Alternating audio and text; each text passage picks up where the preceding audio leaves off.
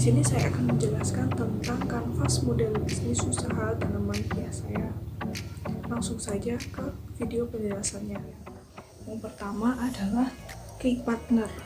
Key partner kami adalah yang pertama adalah toko pertanian. Di toko pertanian kami membeli berbagai kebutuhan seperti pupuk organik, kebor, dan polybag. Kemudian yang kedua adalah toko plastik. Di sana kita membeli seperti pot tanaman untuk kita gunakan untuk menanam tanaman. Yang kedua adalah key activity atau aktivitas utama kami. Yang pertama adalah membeli polybag, pot, dan pupuk di toko pertanian tadi. Kemudian yang kedua adalah menanam tanaman hias. Kemudian selanjutnya adalah value proposition atau keuntungan dari produk kami atau keunggulan dari produk kami. Yang pertama adalah dapat menghilangkan stres.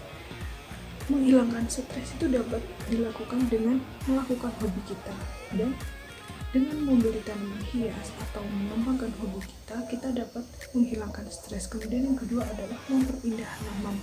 Namanya tanaman hias, pasti dia gunanya untuk menghias atau mempercantik apa yang ingin kita cantik, seperti memperindah halaman. Kemudian ketiga adalah membantu menyejukkan udara segar.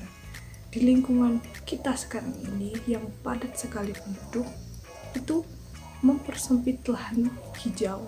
Jadi udara yang kita hirup menjadi lebih tidak sehat. Kemudian tanaman hias kami dapat membantu menyejukkan udara segar. Kemudian yang keempat adalah menumbuhkan rasa peduli. Dengan kita merawat tanaman hias, kita menumbuhkan rasa peduli kita terhadap sesama maupun terhadap makhluk hidup. Kemudian yang kelima adalah membantu menghijaukan lingkungan. Seperti yang saya jelaskan tadi, bahwa lahan untuk penghijau itu sudah semakin sempit sehingga tidak banyak lahan yang dapat kita gunakan, sehingga kita dapat solusinya dari menanam tanaman hias. Kemudian yang selanjutnya adalah customer relationship atau hubungan kami dengan customer. Itu kami memberikan layanan konsultasi dan pemesanan pratanam. Apa itu pemesanan pratanam?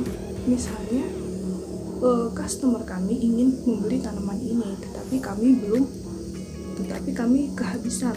Jadi mereka bisa memesan pratanam. Jadi setelah tanam mereka bisa mengambil pemesanan mereka. Kemudian yang kedua adalah melayani pengantaran pesanan atau cash and delivery. Jadi kita mengantarkan pesanan. Kemudian selanjutnya adalah customer segment. Yang pertama, sasaran kami adalah warga desa sekitar rumah, karena hampir semua warga di sekitar rumah saya itu menyukai yang namanya tanaman hias. Yang kemudian adalah pecinta tanaman hias. Yang selanjutnya adalah key resource. Jadi pertama adalah toko tanaman hias, di situ kami membeli bibit tanaman hias. Yang kedua adalah toko plastik.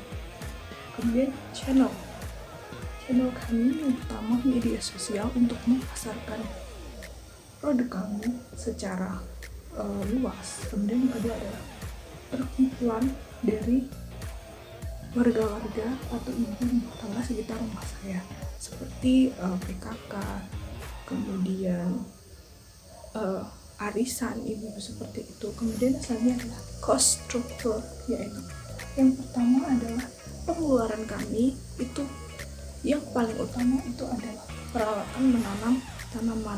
Yang kedua adalah proses budidayanya, seperti perawatan, penyiraman, pemupukan, penyemprotan itu. Kemudian yang ketiga adalah tenaga kerja, karena usaha saya masih tergolong kecil, jadi tenaga kerja itu yang saya gunakan sendiri atau tenaga kerja pribadi. Kemudian revenue stream, yaitu keuntungan yang saya dapatkan itu bersumber dari hasil penjualan tanaman hias, itu yang kemudian yang kedua adalah kami menyediakan edukasi cara membudidayakan dan konsultasi bagaimana cara mengembangkan dan membudidayakan tanaman hias dengan benar.